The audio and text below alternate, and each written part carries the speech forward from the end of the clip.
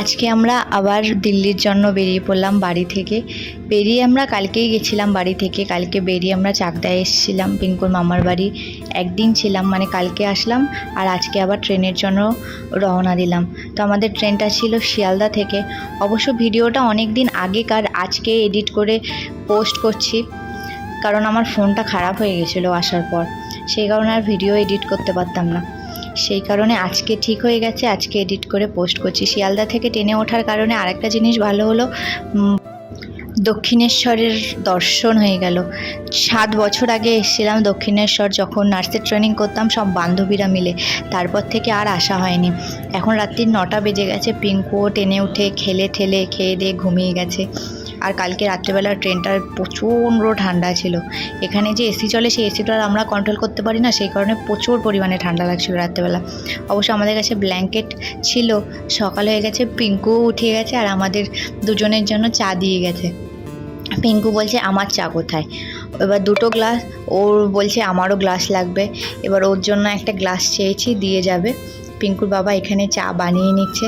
ট্রেনে যে রেলের চাটা হয়, সেই চাটা নিজেকে বানিয়ে নিতে হয়, আর এমনি নর্মাল চা কিনে খেলে ওরাই বানিয়ে দিয়ে যায়।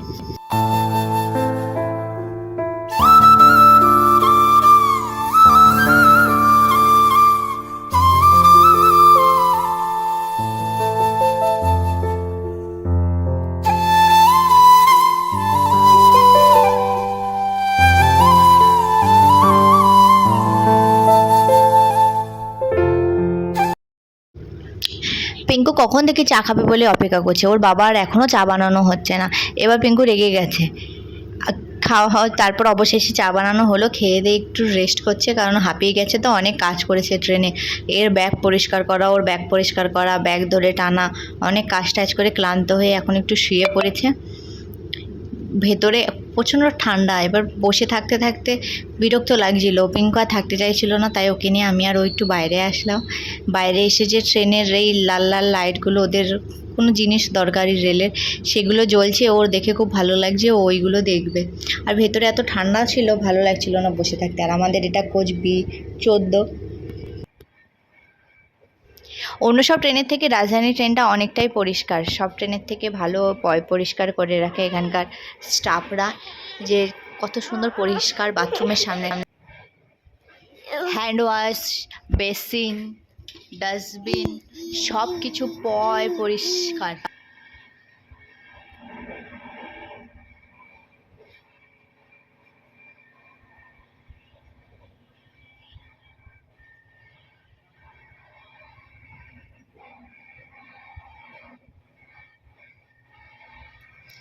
আমরা ট্রেনের গেটের সামনে দাঁড়িয়ে আছি। দাঁড়িয়ে দাঁড়িয়ে এই সুন্দর দৃশ্য দেখতে কত সুন্দর লাগে, কত ভালো লাগে, মনে হয় ছুটে ছুটে চলছে।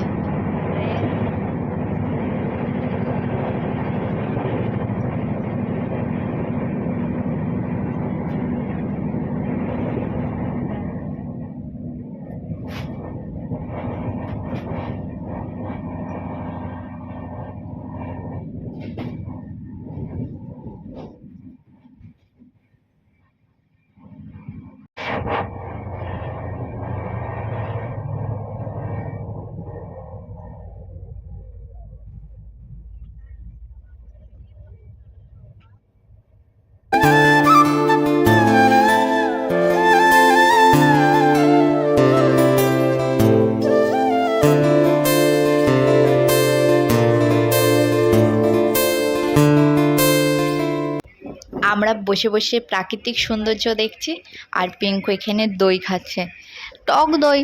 বাড়িতে টক দই দিলে একদম খেতে চায় না, ও মিষ্টি দই লাগবে, টক দইও খাবে না। টক দই দিলেও ওকে ওর মধ্যে মিষ্টি গুলিয়ে দিতে হবে, তাহলেই ও খাবে। এখানে সুন্দর টক দইটা খাচ্ছে, আমি চাচ্ছি, আমাকে একটুও দিচ্ছে না।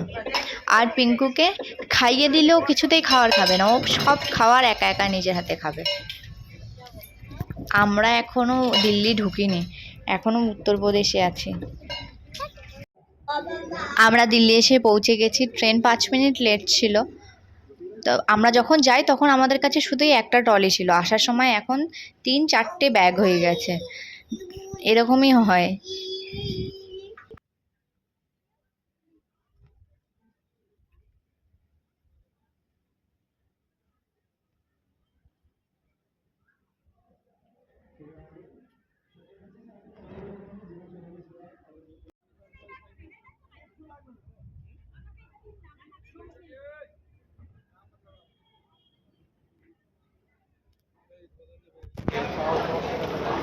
দিল্লি স্টেশনের বাইরে এসে আমরা এখন দাঁড়িয়ে আছি ওলার জন্য।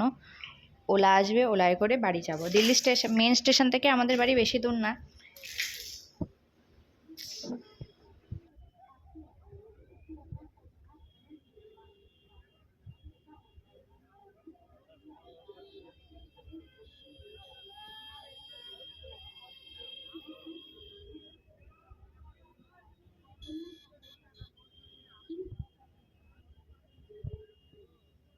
তাহলে এই ভিডিওটা এখানেই শেষ করছি।